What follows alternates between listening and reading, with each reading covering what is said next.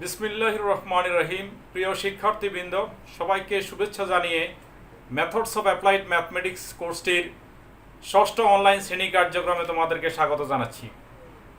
আশা করছি যে সবাই ভালো আছো, সুস্থ আছো। এর আগে 5টি অনলাইন ক্লাস নিয়েছিলাম এই কোর্সটির উপর। আমার প্রত্যাশা যে তোমরা সেই ক্লাসগুলো ভালোভাবে আত্মস্থ করেছো। তবে আমার কাছে প্রতীয়মান হয় যে সর্বশেষ দুটি তোমার ক্লাস পঞ্চম এবং চতুর্থ ক্লাস, সেখানে তোমাদের প্রত্যাশিত ভিউ কিন্তু ছিল না। তার মানে তোমরা প্রথম 3টি ক্লাস যেভাবে দেখেছিলে, কিন্তু ধীরে ধীরে তোমাদের ক্লাসগুলা দেখা এবং সে অনুযায়ী অনুশীলন করার হারটা কমে গিয়েছে। তা আমি তোমাদের প্রতি আহ্বান রাখতেছি যে তোমাদের যে সকল বন্ধু অনলাইন শ্রেণী কার্যক্রমে বিরত আছে, অনুপস্থিত আছে, তাদেরকে তোমরা খবর দাও যে তারা যেন আমাদের শ্রেণী কার্যক্রমে সংযুক্ত হয়। কারণ এই কোর্সটি এভাবে অনলাইনে শেষ হবে। কারণ যে ট্রেন্ড আমরা দেখছি, যে বৈশ্বিক মহামারী আজকে যেভাবে বাংলাদেশে জেগে বসেছে, যে প্রবণতা শনাক্ত এবং যে ভয়াল মৃত্যুর বার্তা নিয়ে ভয়ঙ্করভাবে এই মহামারী যেভাবে ঝেঁকে বসেছে, আমার মনে হয় না যে আমরা অন্তত তোমাদের এই কোর্সটি শ্রেণীকক্ষে গিয়ে শ্রেণী কার্যক্রম পরিচালনা করে শেষ করব। আমাকে এই অনলাইনেই শেষ করতে হবে। কারণ এরপরে যখনই তোমাদের স্বাভাবিক অবস্থা ফিরে আসবে, সাথে সাথে দেখবা যে তোমাদের ফর্ম ফিল আপের ডেট দিয়েছে এবং এরপরে ফাইনাল পরীক্ষা শুরু হবে। সুতরাং তোমাদেরকে এভাবেই তোমাদের এই 4th ইয়ারের কোর্সগুলো শেষ করতে হবে। তো আসো আমরা আজকে আমার যে চ্যাপ্টার আমি আলোচনা করব, সেই চ্যাপ্টার সম্পর্কে আমি কিছু কথা বলি। আজকের চ্যাপ্টারটার নাম সীমামান সমস্যা সমাধানের জন্য ফুরিয়ার রূপান্তরের প্রয়োগ। তো এই চ্যাপ্টারের শুরুতেই আমি একটা ডেফিনেশন তোমাদের সম্মুখে উপস্থাপন করছি। সেটি হলো সীমামান সমস্যা কি, what is boundary value problem. তোমরা boundary value problem, initial value problem এগুলা এর পূর্বেই তোমরা জেনেছো। বিশেষ করে তোমরা অর্ডিনারি ডিফারেন্সিয়াল ইকুয়েশন তোমরা করেছো। আর এখন 4th ইয়ারে তোমাদের পার্শিয়াল ডিফারেন্সিয়াল ইকুয়েশন আছে। কেমন? তো তারপরও আমার যেহেতু এই চ্যাপ্টারের মূল আলোচ্য বিষয় সীমামান সমস্যা, সেই জন্য সীমামান সমস্যাটা কি? সীমা শর্ত সহযোগে আংশিক অন্তরক সমীকরণকে সীমামান সমস্যা বলা হয়। সীমা শর্ত সহযোগে, অর্থাৎ যেই আংশিক অন্তরক সমীকরণের মধ্যে সীমা শর্ত আছে, সেই সমীকরণকে বলা হবে, সেই সমীকরণ সহযোগে পুরো কন্ডিশনটা সহ, অর্থাৎ সীমা শর্ত সহ ওই আংশিক অন্তরক সমীকরণকে তোমার সীমামান সমস্যা বলা হয়। আমি এরকম একটি সমস্যা, সীমামান সমস্যা আমি বোর্ডে উপস্থাপন করি। তোমরা দেখো যে সীমামান সমস্যাটা কি। কেমন? অর্থাৎ যদি আমাদের ফাংশনটা হয় 0xt, ঠিক আছে, uxt, u equal to uxt, তখন এই সমীকরণটা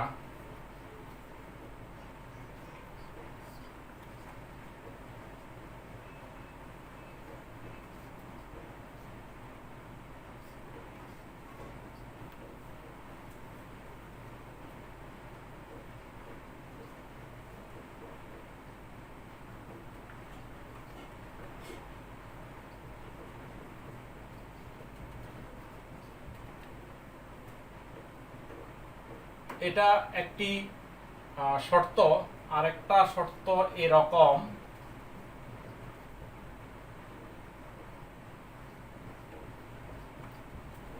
ঠিক আছে?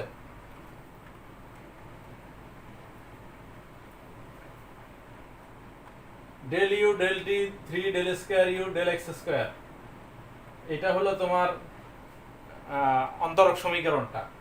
আর তার দুইটা কন্ডিশন দেয়া আছে, এটাকে বলা হয় সীমা শর্ত। U 0t equal to U 2t equal to 0 when t greater than 0। তারপরে আছে কি U x0 equal to x হয়ে x এর ভ্যালুটা হলো 0 থেকে 2, ঠিক আছে? এটা হলো তোমার initial value problem, initial condition, আদি শর্ত। আর এটা হলো বাউন্ডারি কন্ডিশন, ঠিক আছে, সীমা শর্ত। এই এই টোটাল তোমার যে আকারটা আছে, যেটি দেয়া আছে, সেটা হলো তোমার সীমামান সমস্যা। আচ্ছা, আরেকটা বিষয় হলো এখানে সসীম ফুরিয়ার সাইন রূপান্তর, আরেকটা হলো সসীম ফুরিয়ার কোসাইন রূপান্তর। দুটো বিষয় আমরা পূর্ববর্তী লেকচারে আলোচনা করেছিলাম। তো কখন সসীম ফুরিয়ার সাইন রূপান্তর ব্যবহৃত হবে, কখন সসীম ফুরিয়ার কোসাইন রূপান্তর ব্যবহৃত হবে, এটা একটা প্রশ্ন স্বাভাবিকভাবে, যে আমি কখন কোনটা ব্যবহার করব, তোমাদের মনে প্রশ্ন জাগতে পারে। তোমরা ব্যবহার করবা যদি দেখো যে এই সীমা শর্তটা এরকম দেয়া আছে, ঠিক আছে? যদি কোনো প্রবলেমে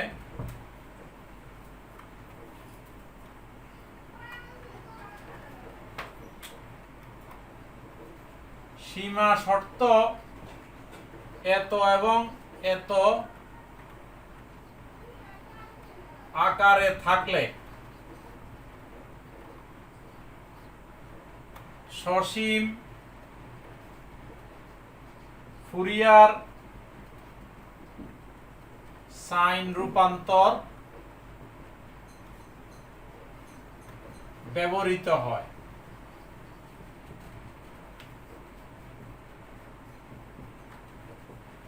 সীমা শর্ত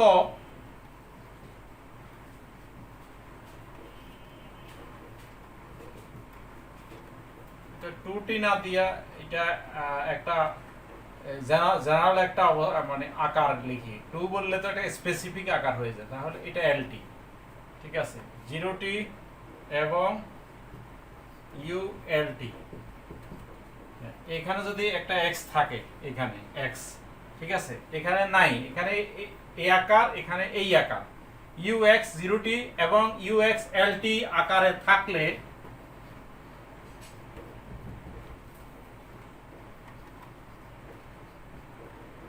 থাকলে তখন তোমার সসীম ফুরিয়ার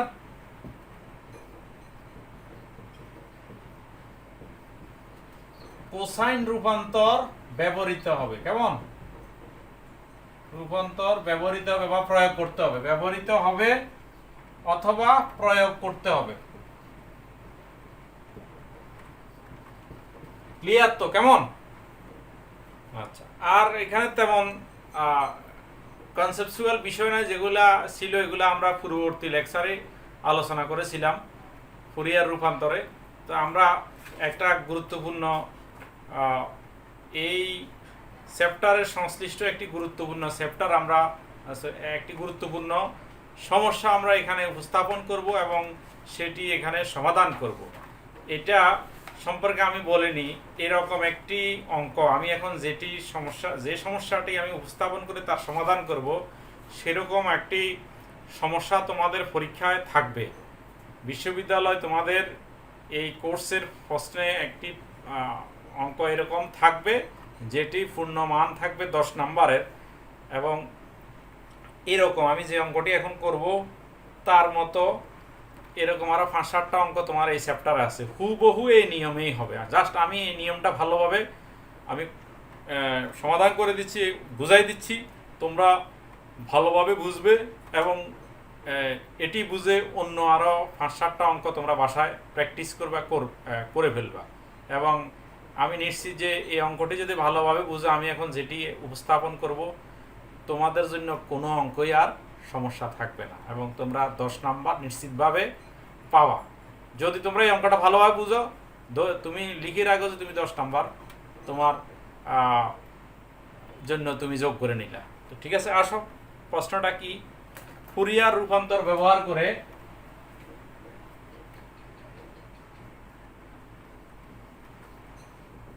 ফুরিয়ার রূপান্তর ব্যবহার করে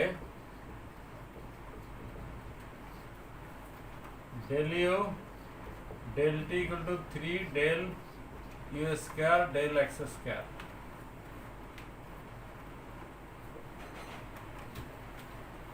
এত এর সমাধান নির্ণয় করো।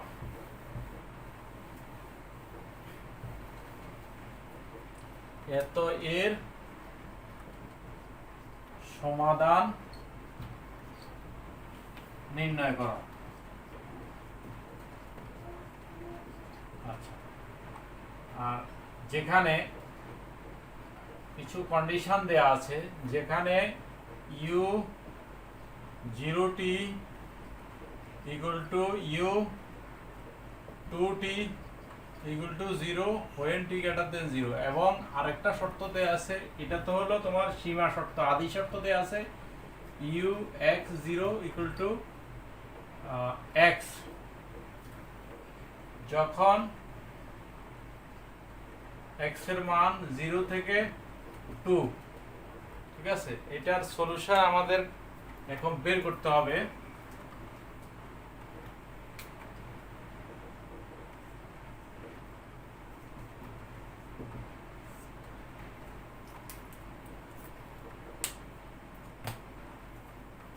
প্রদত্ত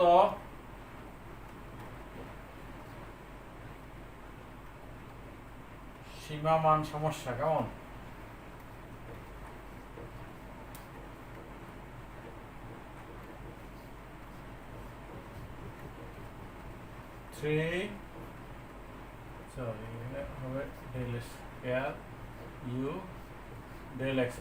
এটা 1 নাম্বার সমীকরণ লিখলাম। আর তোমার সীমা শর্ত কি দেয়া আছে?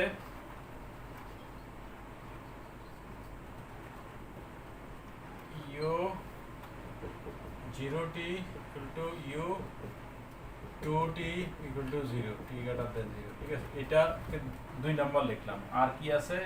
আদি শর্ত। আদি শর্ত হলো u x0 equal to x, এইটা 2। এই কেমন? এখন এখানে এই সমস্যাটার সমাধান করতে গিয়ে আমি কি সসীম ফুরিয়ার সাইন রূপান্তর নিব নাকি সসীম ফুরিয়ার কোসাইন রূপান্তর নিব? আমি একটু আগে তোমাদেরকে বলেছি যে কখন সসীম সাইন রূপান্তর নিতে হয়, কখন সসীম ফুরিয়ার কোসাইন রূপান্তর নিতে হয়। এখানে যেহেতু সীমা শর্তটা কি দেয়া আছে, আমরা লিখি যেহেতু সীমা শর্ত 0t এবং 0-2t আকারে আছে, সেহেতু কি অবশ্যই সসীম ফুরিয়ার সাইন রূপান্তর নিতে হবে। কারণ এখানে x থাকলে, যদি x থাকতো তাহলে নিতাম সসীম ফুরিয়ার কোসাইন রূপান্তর। এখানে যেহেতু x নাই, শুধু এটা আছে, সেজন্য আমরা নিব সসীম ফুরিয়ার সাইন রূপান্তর। যেহেতু সীমা শর্ত এত আকারে আছে, সেহেতু 1 নং এর উভয় পাশে সসীম ফুরিয়ার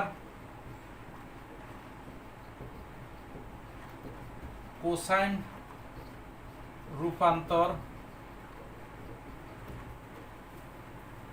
প্রয়োগ করে পাই। ঠিক আছে,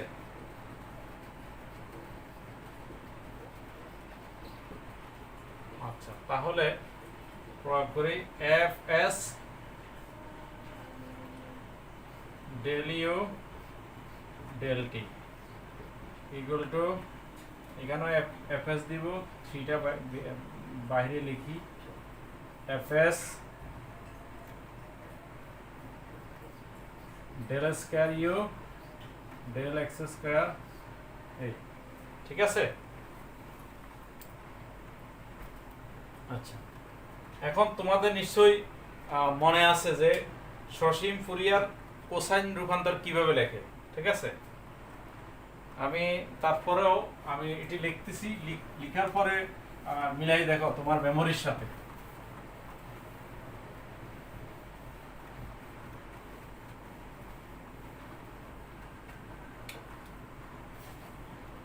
ওখানে এরকম ছিল এফ এস এফ টি, ঠিক আছে। এটা সমান আমরা লিখছি 0 টু এল, কেমন 0 টু এল, তারপরে হলো তোমার F T sine N by X by এল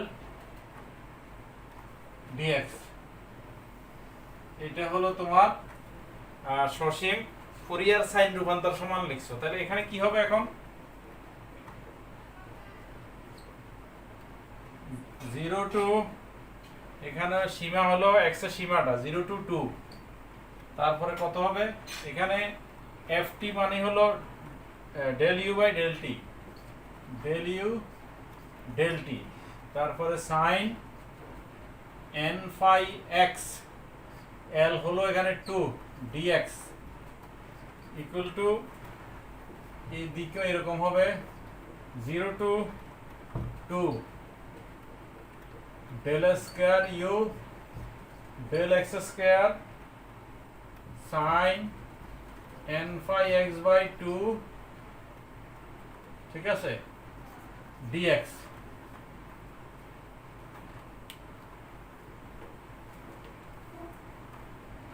এইটা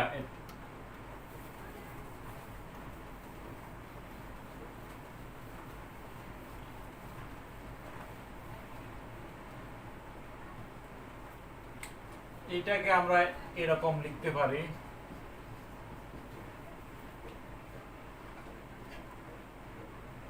ইউ কে ইউ এক্স টি লিখলাম, ঠিক আছে, sine N phi x by 2 dx.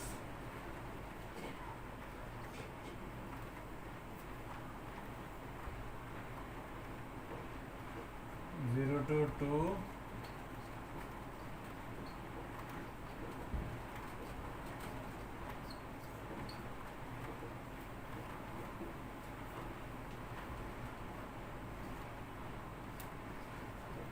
এই পুরো অংশটাকে ইউ ধরলাম, পুরো অংশটাকে ইউ ধরলাম, তখন হবে du by dt equal to 3 0 to 2 del square you del x square sine N phi x by 2 dx.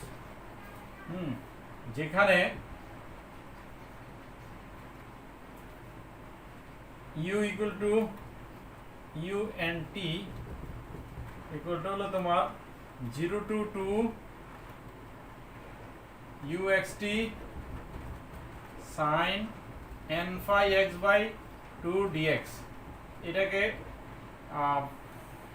4 number. এর আগে তো আমরা কয়টি, এর আগে আমরা 3টি সমীকরণ লিখছি, এটা 4 নাম্বার সমীকরণ লিখলাম।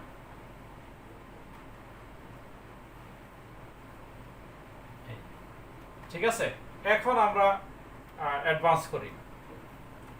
এই অংশটা দেখো, এখানে যেটুক আছে, এখানে দুইটা ফাংশন আছে।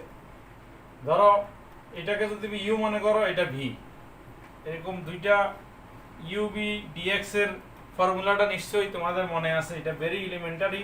হ্যাঁ, কিভাবে করতাম আমরা, u v d x minus d u by d x v d x d x, তাই না?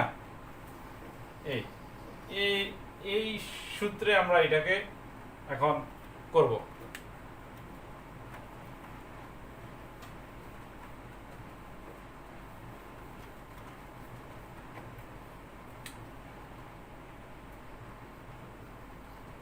বাই ডিটি 3, এখানে কাকে ইউ কাকে বি ধরবো, ঠিক আছে? এই অংশটা del square u by del x square, এটাকে আমরা ভি ধরবো। তাতে কি সুবিধা হবে? তাতে এটা ইন্টিগ্রেশন করলে তখন এটা ছোট হয়ে আসবে, ঠিক আছে? এবং দুইবার ইন্টিগ্রেশন করলে এটার মান ইউ হবে। সেই জন্যই আমরা এটাকে নিব ভি আর সাইনকে নিব ইউ। করে আসি দেখি, sign n phi x by 2 0 to 2 u del x square dx।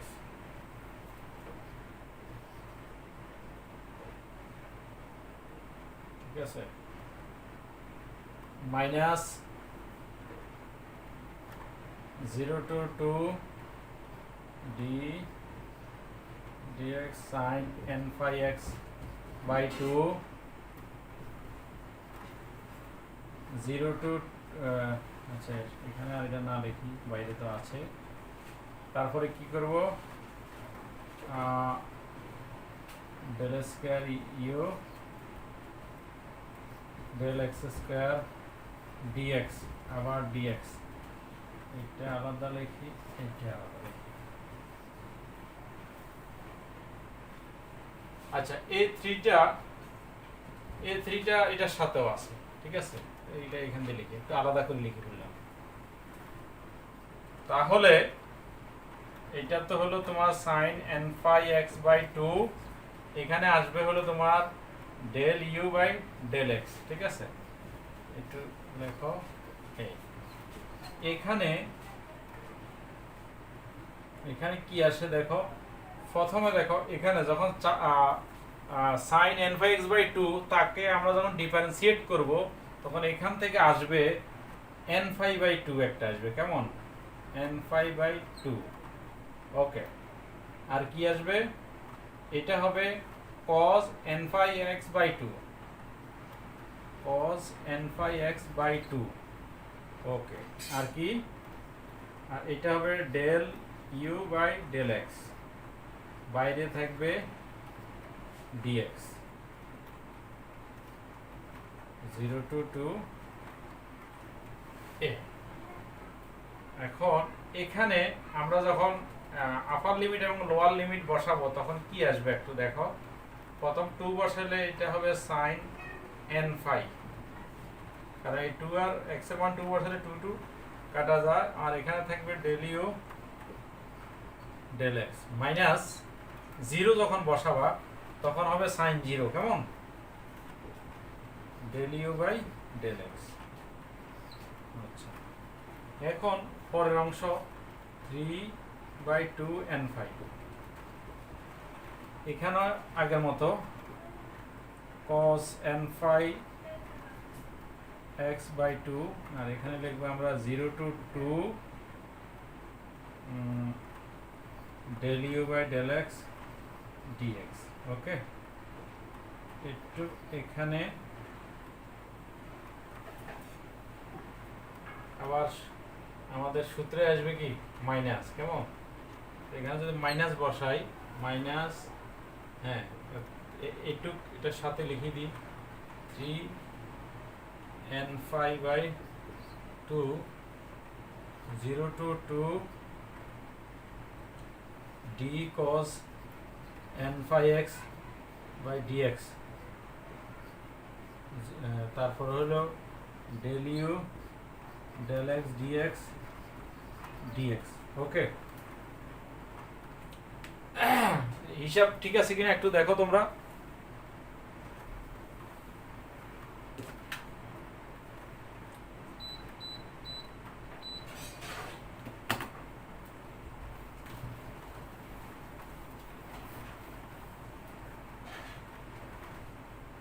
আসো এরপরে du by dt 3, এখানে দেখো sin n phi এর মান 0, আবার sin 0 এর মানও 0, তাহলে এখানে পুরোটাই 0 হয়ে যাবে, 0 - 0, ওকে। এরপরে অংশ আসো 3/2 n ফাই। কেমন? এখানে কি আছে? এখানে আসবে cos n phi x by 2, আর এখান থেকে আসবে ইউ, হ্যাঁ, ইউ অর্থাৎ ইউ এক্স টি। এটাকে আমরা এখানে 2 0 দিলাম। বাকি যে অংশ থাকে সেটি দেখি। এখানে 3/2 n ফাই, আর এখান থেকে কি আসে দেখি। এখান থেকে আসবে আবার এই যে cos n ফাই, এখানে n ফাই x বাই 2 আছে, হ্যাঁ, এখান থেকে n ফাই বাই 2 আসবে n ফাই বাই 2, আর কি আসবে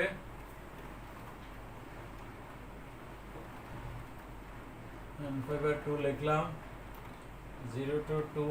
আচ্ছা, এখানে cos এর অন্তরীকরণ করলে একটা মাইনাস আসবে, তাই না? মাইনাসটা আমি বাইরে লিখলাম। এখানে হবে, এটা হবে sin n phi x by 2, হ্যাঁ, আর এটা হবে ইউ মানে ইউ এক্স টি, আর আছে dx। ঠিক আছে, ওকে, এটুক, তাই না? 0 to 2। এখন du বাই dt এটা 0, আর এখানে কি দাঁড়ায় 3/2 n ফাই। এখানে মানগুলা বসাই দাও। প্রথমে আসবে cos n ফাই 2 বসালে, আর এটা আসবে u 2t। আচ্ছা, মাইনাস cos 0, আর এটা হবে cos 0t।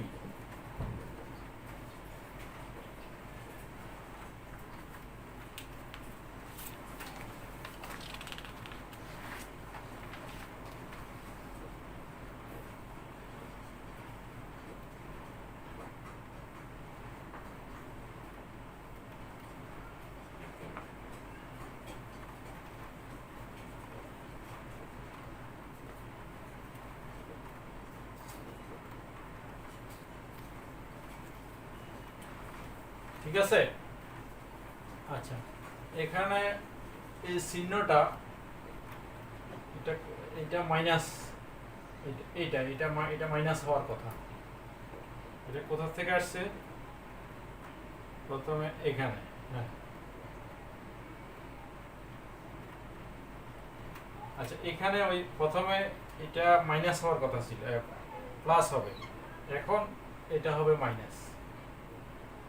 ঠিক আছে, এখন আমরা লিখি তাহলে 3/4 n স্কয়ার পাই স্কয়ার। কেমন? এটা দেখো, আমরা 4 নম্বর সমীকরণ এটাকে লিখছি কি ইউ লিখছি না? এটাকে লিখছি ইউ, তাহলে সেই অনুযায়ী এটা হবে ইউ। এটুক 4 নম্বর সমীকরণ দেখো ইউ, এটা লিখতে পারো 4 নং এর সাহায্যে, 4 নং এর সাহায্যে। ওকে,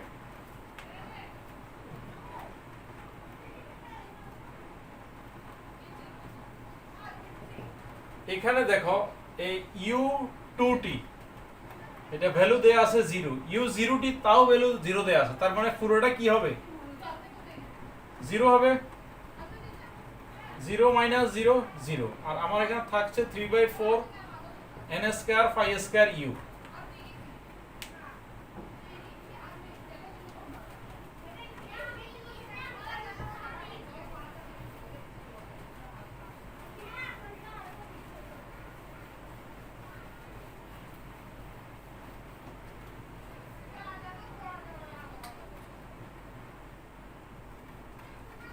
du dt 3/4 n square pi square u। আচ্ছা, এখন এটাকে আমরা লিখতে পারি du by dt du by u, আর মাইনাস 3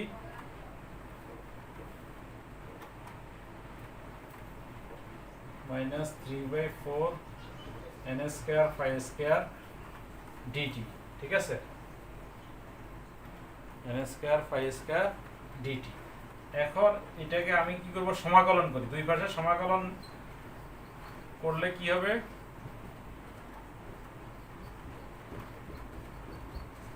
ডিটি। ওকে, এটা কত হবে? Ln u 3/4 n square phi square টি।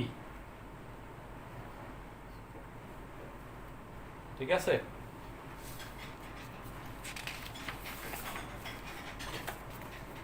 আর প্লাস সি প্লাস কত? ধ্রুবক সি। আমরা ধ্রুবকটাকে সুবিধার জন্য আমরা লন এ লিখলাম। ঠিক আছে, হিসাবের সুবিধার জন্য আমরা লন এ লিখলাম। লন ইউ এটাকে আমরা লিখতে পারি e to the power loan,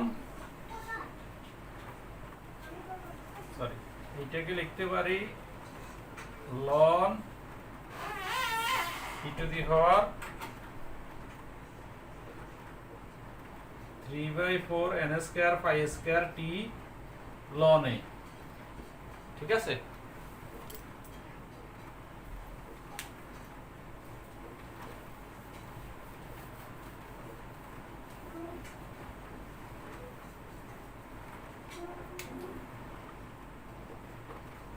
loan u equal to ln, একসাথে দুইটা লিখলে কত হবে?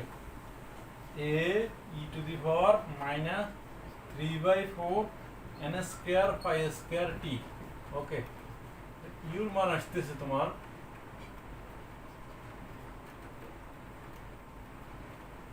A e to the power minus 3/4 n square phi square t. এটা ইউ হলো ইউ এন টি।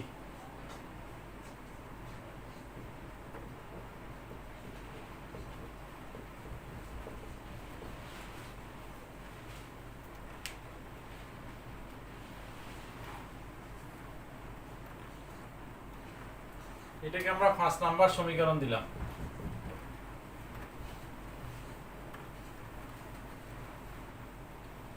এখন টির মান যদি 0 দিই,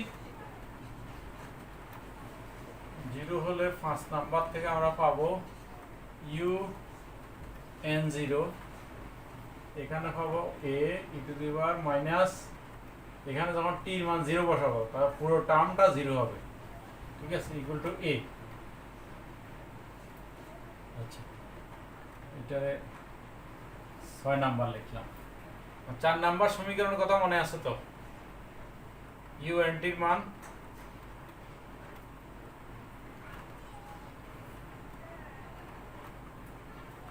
সেখানে আমরা যদি ইউ এন টি সমান এর মান 0 বসালে হবে এন 0,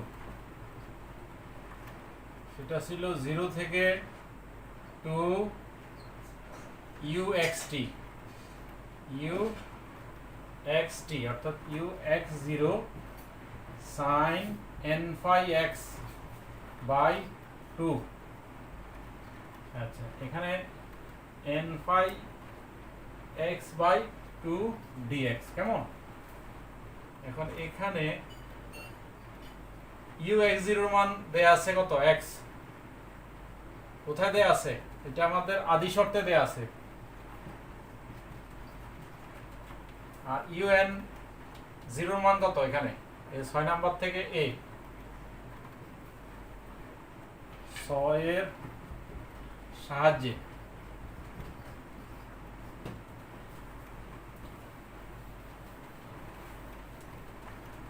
এখন এটাকেও ইউবির সূত্রে আমরা করব। একটাকে ইউ ধরবো আর একটাকে বি ধরবো। কেমন? ধরলে আচ্ছা, এখন আমরা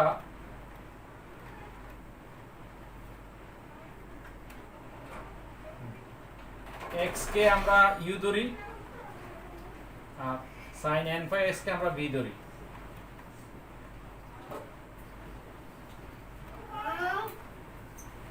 minus dx dx sin n phi x dx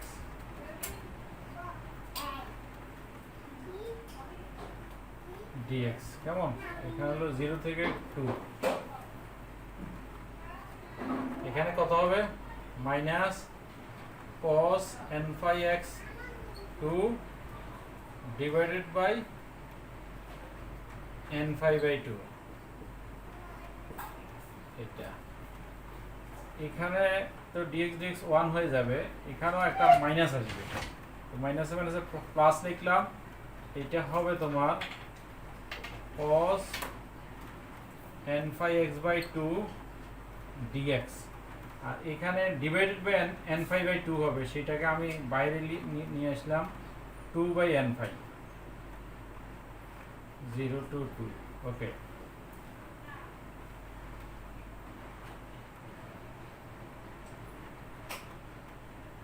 extra আমরা এখান দিয়ে লিখি,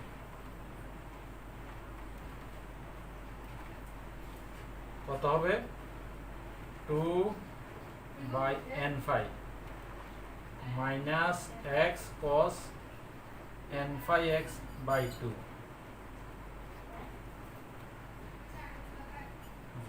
প্লাস 2 বাই n phi, এখন এখান থেকে আবার 2 বাই n phi আরেকটা আসবে, আসলে কত হবে, এটা হবে তোমার sin n phi x by 2 2 0, ওকে।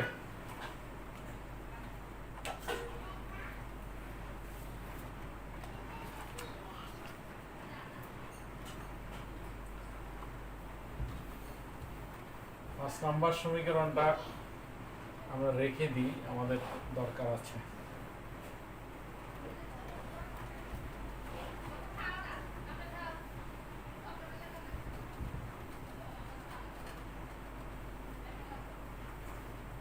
এটা লাগবে,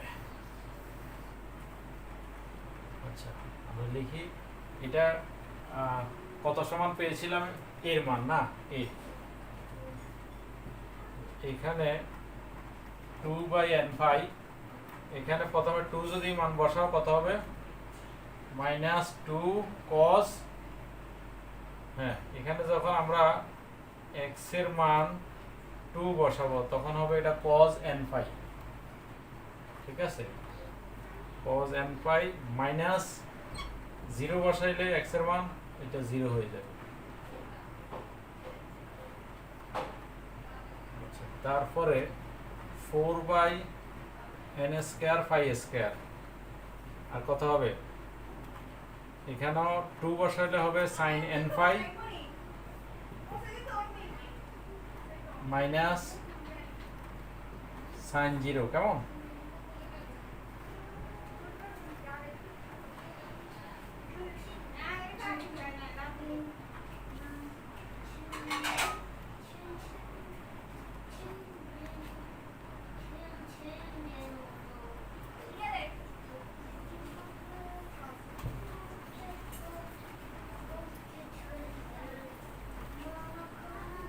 আচ্ছা এখন এখানে দেখো এটা হবে মাইনাস 4 বাই n phi, আর এখানে আছে cos n phi, cos n phi এর মান হলো minus 1 to the power n, এটা তো 0 আর লিখলাম না, ঠিক আছে, এখানে 4 n square phi square sin n phi এর মান 0, sin 0 এর মানও 0, 0 মাইনাস 0, ওকে।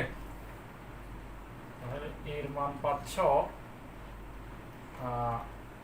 এখানে লিখতে পারি 4, এখানে একটা মাইনাস 1, এখানে মাইনাস 1 আছে nটা, তাহলে একসাথে হবে minus 1 to the power n plus 1 divided by n phi, ঠিক আছে। তাহলে আমরা এর মান পাইছি, এর মানটা এখন বসাবো কোথায়, এই যে unt, তাহলে 5 থেকে পাই আমরা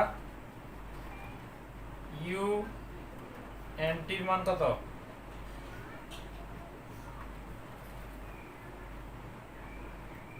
4 minus 1 to the power n plus 1 divided by n phi e to the power minus 3 by 4 n square phi square t, এটা হলো আমাদের সমাধান, কেমন, আমরা 5 নাম্বার সমীকরণে মানটা বসালাম।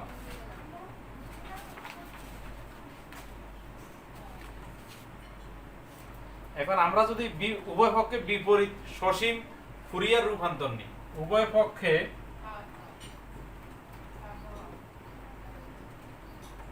বিপরীত সসীম ফুরিয়ার সাইন রূপান্তর নেই। সাইন রূপান্তর নিয়ে পাই।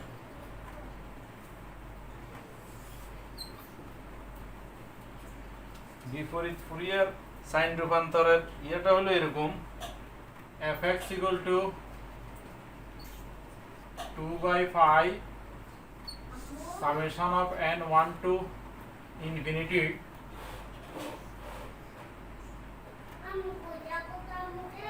fsn sin n phi x by l n phi x by l। ঠিক আছে, তাহলে এখন এই অনুযায়ী লেখো। এইটা হবে তোমার ইউ, এটার ইউ এন টির বিপরীত সসীম ফুরিয়ার সাইন রূপান্তর হবে u x t equal to হবে তোমার, এখানে আমার পাই হলো সীমা, এখানে পাই হবে 2।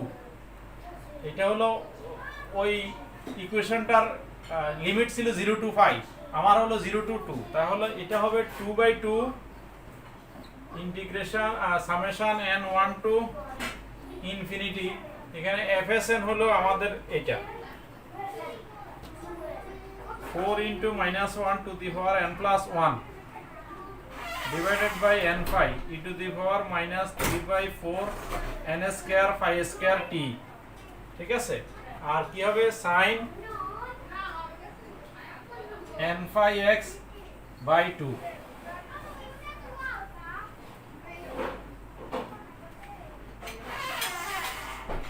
এটা হবে summation of n1 to infinity 4 - 1 to the power n plus 1 n phi e to the power -3/4 n square phi square t। ঠিক আছে, এটাই হলো নির্ণেয় সমাধান। এই সীমামান সমস্যাটির সমাধান হলো তোমার ux equal to summation of n1 to infinity 4 into -1 to the power n plus 1 divided by n phi e to the power -3/4 n square phi square t। আচ্ছা, তারপর হলো sin n phi x by 2।